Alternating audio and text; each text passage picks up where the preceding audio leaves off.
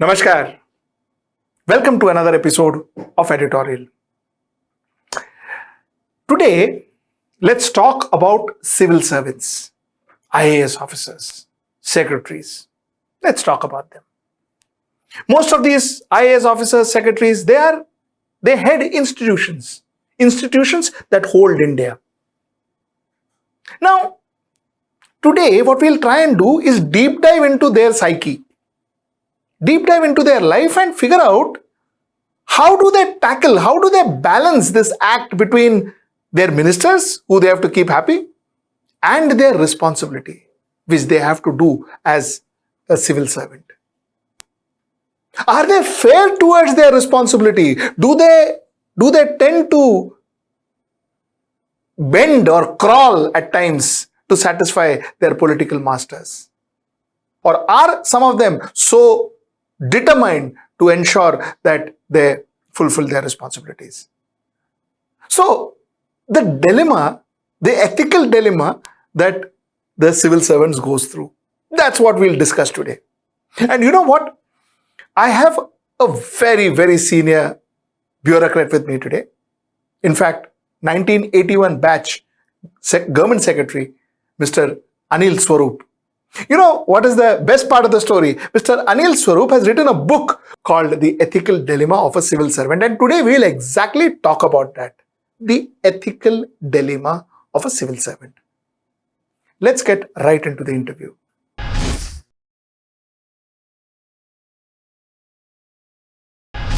Before I get into the interview, for 1.5 minutes, there has been a little issue with our audio. This was basically, obviously, it was online interview. So there's a slight issue with our audio. Please bear with us. But after 1.5 minutes, it's perfect. Enjoy the interview. Mr. Swarup, thank you so much for joining us. I will get into the question directly. Who controls a state civil servant? And I'm using this word control because reporting is not what is happening currently. It is more of control what is happening currently. So who controls the state government civil servant? Does the center control him, her, or the state controls him or her? I'm assuming that you are asking me about all India services, because if it is state service, there's no question about it. The state government controls. In the context of all India service, we must understand they have a different dispensation altogether. The recruitment of all India service is done by the central government of India. The appointment is given in the name of the President of India. But the officers are assigned to the state. So it's a bit different from the state civil service or the central service. It has a very unique status in terms of being selected by the central government, appointed by the central government, by the President himself, and then assigned to the states. Once the officer gets assigned to the state, and if he works in the state, he is under the control of the state government. The central government, as such, till such time the officer joins the central government on deputation, remains under the control of the state government. This has to be understood very clearly, because there has been indeed a lot of confusion that why doesn't a particular officer obey the diktats or the commands or the orders of the central government while working the state government. So the state officer or the All India Service officer working in the state government will go by the orders of the state government, and while working in the central government, he'll go by the orders of the central government. That is how it works. In the case of Mr. Alapan Bandyopadhyay, sir, was he right in not receiving the Prime Minister because they say it is part of the protocol? Was he right attending the meeting late? And more importantly, sir, could he have defied Ms. Mamata Banerjee's diktats? First of all, I think I have written about it also. The protocol demanded that the Chief Secretary should have been there to receive the Prime Minister. He should have been there in the meeting. He should have attended. But I'm assuming that he would have advised the Chief Minister that it would have been necessary for him and the Chief Minister to be there to receive the Prime Minister and to be there at the meeting. But the final decision on what he has to do is determined by the Chief Minister, and this has to be understood very clearly, because the Chief Secretary does not report to Government of India. The chief secretary is under the administrative control of the state government. We can condemn the chief secretary for not receiving the chief minister, the prime minister. We can condemn him for not attending the meeting. But if the chief minister so desires, he has to go by the desires or the orders of the chief minister. Recalling Mr. Bandopadhyay, was it an act of vendetta or was it a protocol? Let us understand under which provisions of rules was he recalled. He was recalled under Rule 6.1 of the Code of Conduct for the All India Service Officers, where the final decision with regard to where the officer will serve is taken by the central government. But there is a process laid down, meaning thereby the rule clearly says that if the center so demands, the state government has to be consulted. And if the state government disagrees for relieving that officer and the central government takes a decision to overrule the state government, then the state government has no option but to relieve the officer. That is the dispensation for All India Service Officers. In this particular case, it appears that the central government passed a straight order asking him to be relieved without even consulting the state government. I don't think this was appropriate. This was contrary to the provisions because the process laid down for getting an officer from the state government was not followed. Now, asking state government to relieve an officer is within the rights of the central government. They can. But as I said earlier, there is a process clearly laid down. They have to seek the concurrence of the state government. It is not necessary for the state government to agree. If they disagree, then the central government can overrule. And as I mentioned earlier, in the present instance, it appears that no consultation was held with the state government and the officer was asked to join the central government straight away. This appears to be some sort of a vendetta against an officer who apparently did not attend the meeting of the Prime Minister or did not receive it. Is there a rule that a person who has not gone out of the state for almost his entire career, that person cannot be taken in central deputation just before retirement? Isn't there a rule like that, sir? No, there is no such rule. There is no such rule.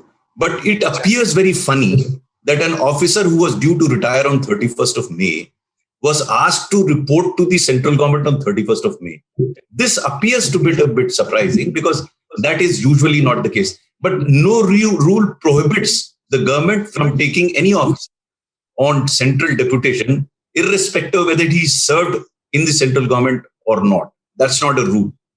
An officer cannot claim an entitlement to come to central government without following certain norms that have been fixed by the central government.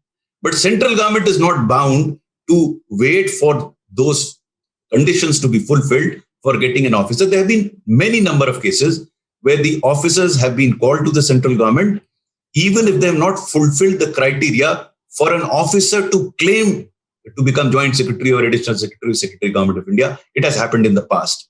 For a layman, it appears that there are two kinds of civil servants. And I'm talking civil servants, I'm talking about IAS, I'm talking about central civil, two kinds of civil servants. One civil servant that supports the state, the other civil servants that supports the center.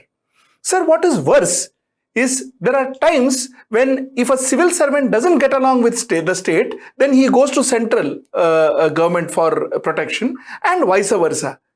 Sir, is this good for the country? A civil servant, especially those belonging to All India Service Officers, they are not supposed to be supporting somebody. They are doing their job as professionals. That's what should be. But unfortunately, what has happened over the years is that some officers have come to occupy this dubious position where they seem to be pursuing a particular path, either the central path or the state path. That's not their job. They shouldn't be doing it. It is not good for civil service. It is not good for governance. I think all India service officers should pride themselves in being professionals. They are doing a particular job. And that's why, even in the present instance that we are discussing, I was personally of the view that the chief secretary should have attended the meeting. But if the chief minister overrules him, he has no option but not to attend the meeting, because he can't go over the chief minister and attend the meeting, which is convened by the prime minister. But as I said earlier, for a civil servant, he should have, and I'm hopeful that he would have, advised the chief minister against not attending the meeting which was the case in the present case. But having happened, I don't think it was appropriate for the central government to do what it did. There are other ways of handling such situations. I have always believed that two wrongs will never make a right. And this is no way of righting a wrong that was probably done by the chief secretary and the chief minister. They should have, I keep repeating, they should have attended the meeting. I don't think senior officers and chief ministers can afford to be petty. Pettiness doesn't well. And this was a reflection of pettiness. There haven't been very many instances where such meetings have been called and the chief ministers and chief secretaries have not attended. Similarly, I don't think there have been very many instances of the manner in which central government conducted itself once the chief secretary did not attend the meeting. Let's look at it from Mr. Bandopadhyay's point of view. Sir, he was with his chief minister. I'm sure, like you rightly said, he must have advised his chief minister, but his chief minister had other priorities. Finally, he couldn't attend the meeting. He couldn't go and receive the prime minister. But finally, sir, the chief minister had no problem. The entire controversy was on Mr. Bandopadhyay. It is Mr. Bandopadhyay who may not be getting his pension in the future. And the show cause notice is against Mr. Bandopadhyay. So finally, sir, as an officer, finally he took the brunt, isn't it, sir? No, first of all, let me clarify. I don't think Bandopadhyay's pension will be impacted because he retired from the state civil service, from the state government, though an all India service officer. And the pension will be determined by the state government since he last worked there. So I don't think his pension is going to be impacted. But it is unfortunate that a civil servant got caught in political crossfire. I think the central government won't have much against Bandopadhyay. They may have something against the chief minister. And instead of doing something to the chief minister, they have picked on the officer there and done something to him, which is very unfortunate, very, very unfortunate. What is your view on post-retirement opportunities that are recently offered? What is your view on that, sir? I have written copiously on this issue in my book, Ethical Dilemmas of a Civil Servant. My view is very clear on this. I'm not against civil servant undertaking jobs post-retirement in the government, but I consider it below the dignity of a Secretary Government of India to apply for a job in the government. So there is a subtle difference between the two. And I've seen officers not merely applying for the job, but also canvassing for it to see that they get that job. It's not done at least for officers of the level of secretaries to Government of India. I think it is demeaning for them first to apply for a job. I must repeat and say that I'm not against, because such officers would have gained so much experience over their career. And if the government so desires, it need not be wasted. It can be put to use. But as I've written in the book, Ethical Dilemmas of a Civil Servant, the process of assigning such tasks to the civil servants post-retirement has to be different. It should not come from the government per se. There can be a separate process of selecting or providing a list of officers. An institution like UPSC or UPSC itself could provide a list of or a panel of officers from which the government picks up. So the officer is not beholden to the government for the job he gets post-retirement. Once there is a quid pro quo in the sense that the officer feels obliged to the person who's appointing him, I think that feeling of obligation impacts his working before retirement and obviously after retirement. So I'm not against government officers taking up jobs in the government. First, they should not apply for it themselves. Secondly, the process of selection cannot be discretionary with the government, because then it impacts the functioning of a senior officer during the last few years of his service. And obviously, when he gets posted to a particular assignment, it gets impacted by the obligation which he has towards the government. Now, this can easily be dispensed with by adopting a process, a transparent process through which a panel is prepared and handed over to the government for them to pick up an officer from that panel. It can be done and it should be done. Isn't it ironical? The CVC today says that, before appointing a civil servant, appointing a retired civil servant, one has to check with the CVC, one has to take clearance of the CVC. Even in a private company, they have to have the clearance of CVC. It is at one end. At another end, sir, the former UP Chief Secretary has been appointed the election commissioner. especially on the eve of Uttar Pradesh elections. Let me put on record that the person who's been appointed as election commissioner is one of the finest officers in the service. He has worked with me, so I know his quality. It's a different matter that this very government did not empanel him as Secretary Government of India. It did not. And I was shocked because I thought he deserved to be empaneled Secretary Government of India. He wasn't. So there is something wrong with the process there itself. Also, that how does an officer who was not found, wrongly not found, to be eligible to become Secretary Government of India, becomes Chief Secretary of the biggest state of the country, demonstrates that he's a very fine officer, which indeed he is, and then he's appointed election commission. There's somebody wrong. That is one. Talking of CVC, I'm sometimes surprised at the role that CVC plays, and it brings me the memories of the selection of CBI director and special director. Both had to be removed, and one of them was removed as certain allegations were found against him, and these allegations were of the period that were before the clearance was given by CVC. Now, how can a CVC give clearance to an officer who becomes CBI director, and then the same CVC comes up with something funny against the CBI director for him to be removed? So I think the whole institution of CVC needs to be examined as to what all they should indulge in, whether they should indulge in the manner in which they have been doing in the recent past. I am really surprised that why should there be a CVC clearance required for an officer whose empanelment took place after the CVC clearance, and he's worked as Secretary to Government of India. Why do you require a CVC clearance again? If he was cleared to become Secretary Government of India or a Chief Secretary of a state government, then I don't think you have to require CVC clearance again. If he does require CVC clearance again, then there is no reason for him to be appointed on that post.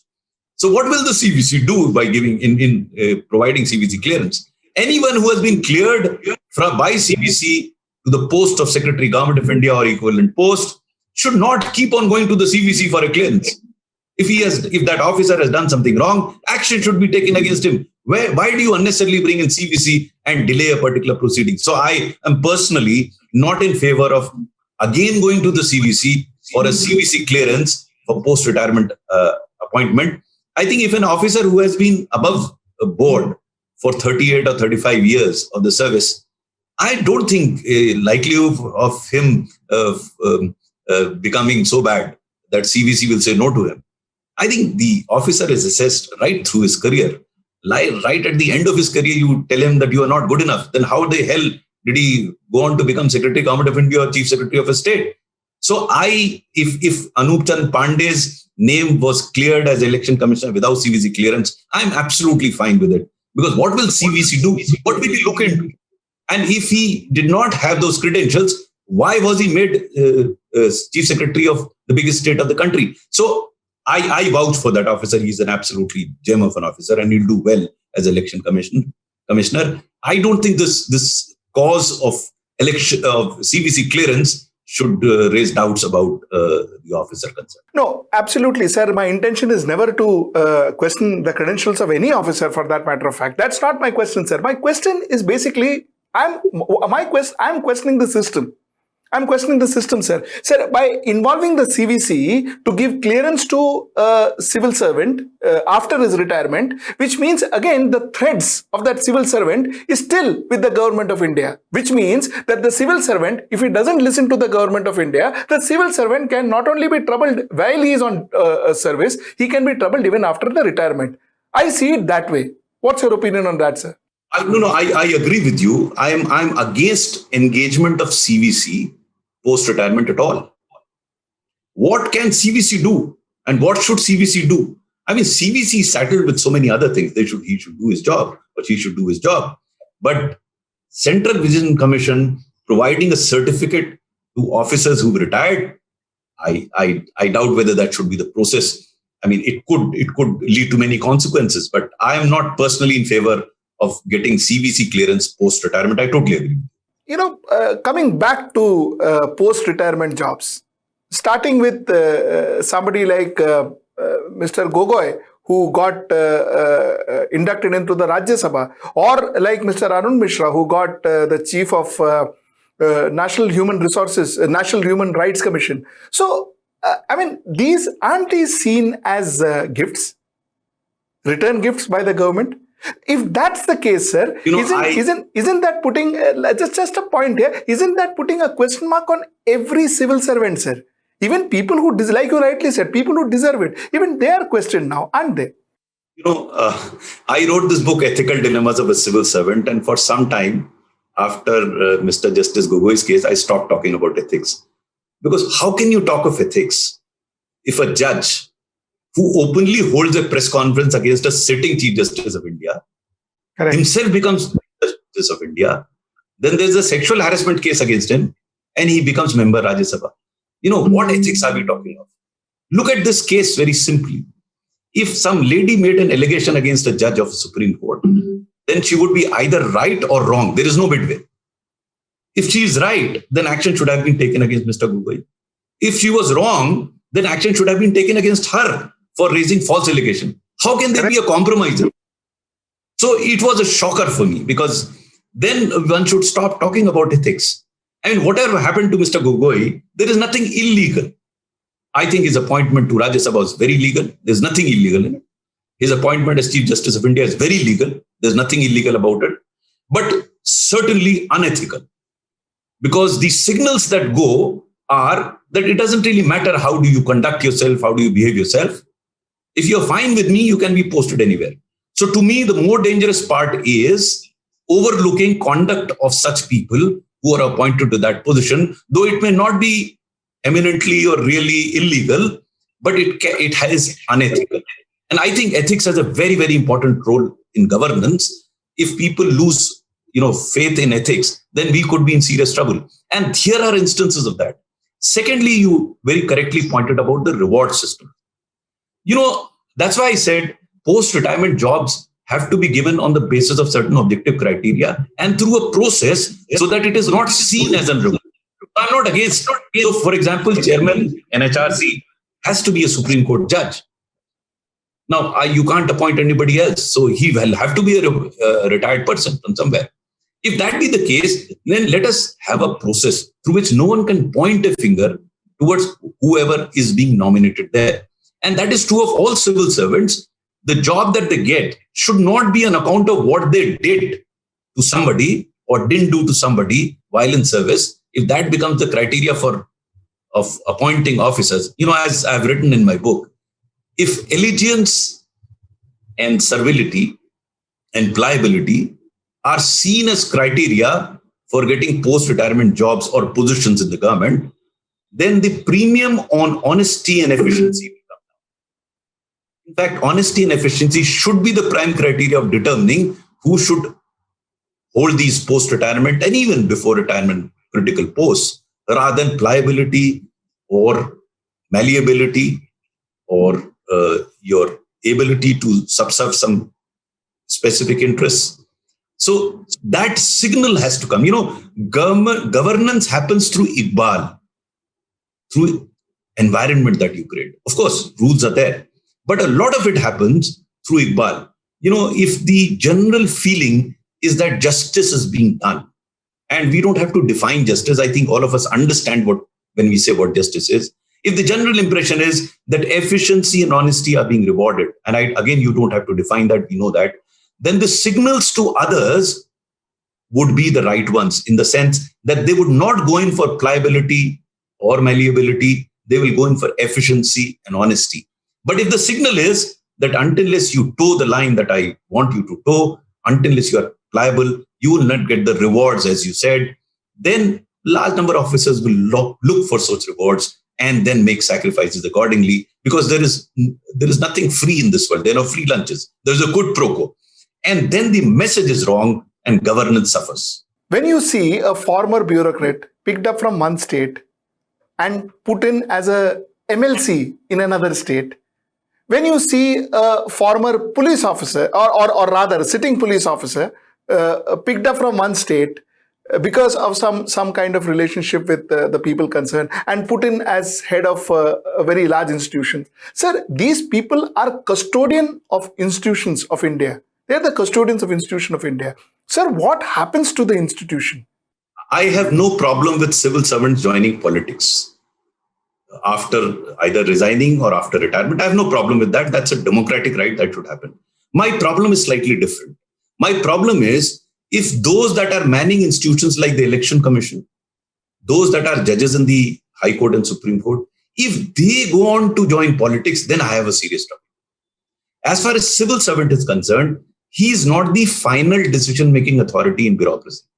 It is always the politician who takes major decisions. And even if a civil servant takes a decision, it is in the name of the concerned politician. But as far as institutions like Election Commission and High Courts and Supreme Courts are concerned, they are the decision-making authority. So, whereas I am totally okay with civil servants not doing politics while in service, but doing politics post-retirement, it's a democratic right. It should be allowed to happen and let them do it. But if an election commissioner joins a particular political party post-retirement, if a CAG joins some other profession, if the High Court and Supreme Court judges join politics, then I have trouble. Because civil servant, the role is very different, but these institutions are very different. Ideally speaking, even the civil servant should not join politics, but I don't think that is really possible because the numbers are huge, and I have personally no problem with that. But I do have problems with those in the either CAG or those occupying constitutional positions. They joining politics, then there is trouble. Let me rephrase my question. Are our institutions safe, sir? Institutions have been challenged over the years ever since independence. If you look at the recent history, it's not the first time that there are threats to institutions. There have been many occasions in the past where institutions have been threatened. And that's when the institutions are really tested.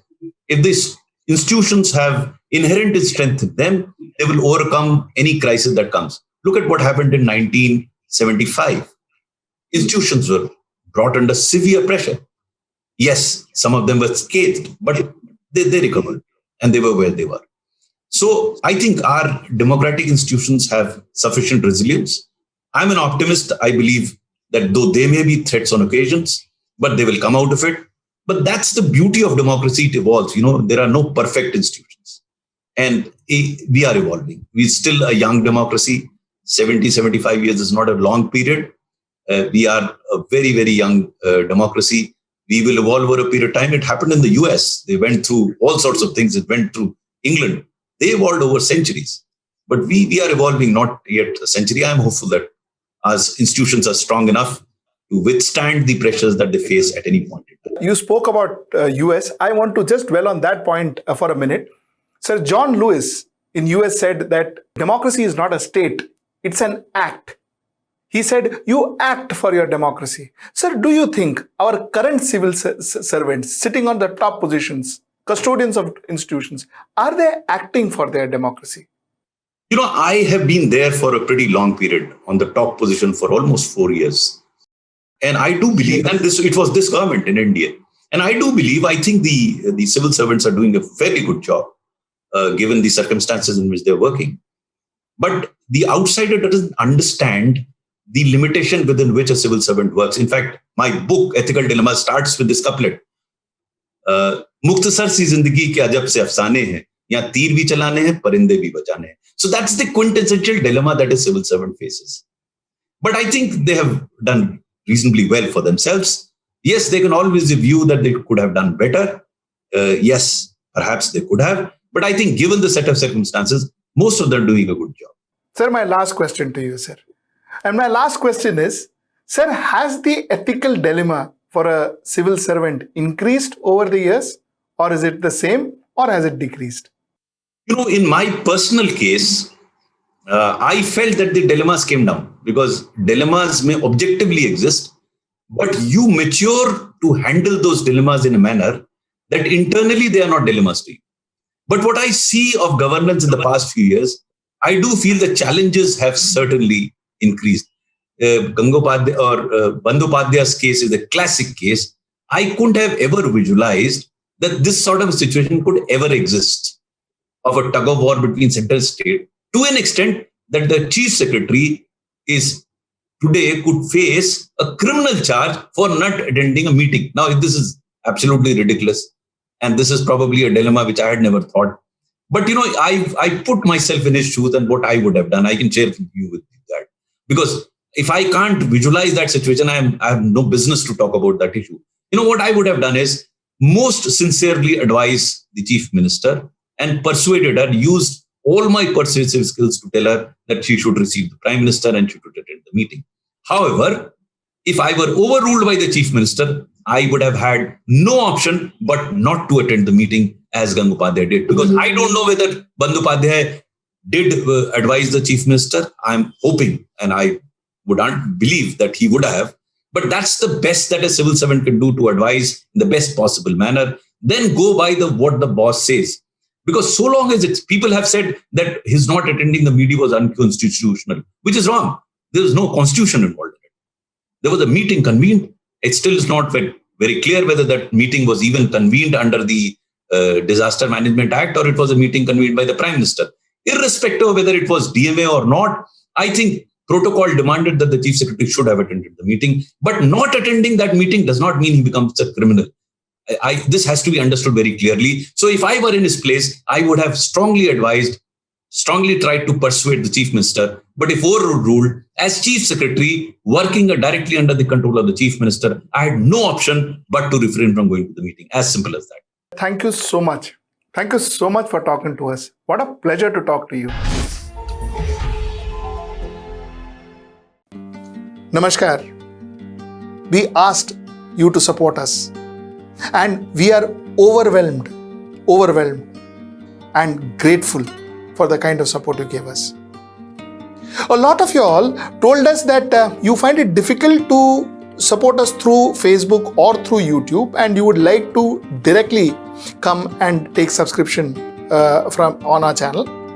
A lot of you all said that you wouldn't prefer to pay through credit cards, but rather have other methodologies. A lot of you all said that you want a one-time payment option, one-time subscription option. So we arranged for all of that. All of that has been arranged for. We have now multiple payment options. We have UPI, we have Paytm, we have credit cards, we have net banking, we have wallet. We have a lot of payment option now. We have a one-time subscription option. And all of this is now available on our website. The link is down below. And our website, of course, as you know, is www.hwnews.in. Mind you, with subscription, we also have a lot we offer you. So you have exclusive programs, you have exclusive meet and greets, you have exclusive goodie bags, a lot of it that we give for each subscription. All of those details are there in our website. So please go to our website and if possible, subscribe to us. Till I see you next time.